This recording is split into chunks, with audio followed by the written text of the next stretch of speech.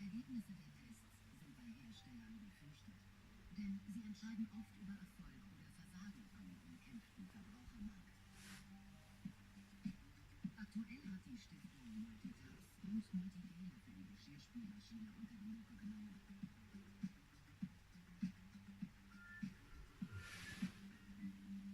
Wie gut entfernen die Tabs Tierrinde? Diese Maschine erzeugt standardisierte Rückstände im Kassen.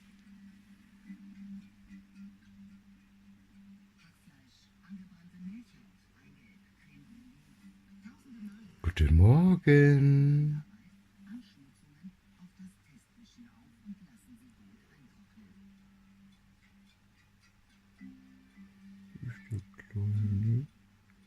Alle Geschirrspüler im Labor sind gleich. Die Beladung erfolgt nach genauen Vorgaben. Bis zu 300 Mal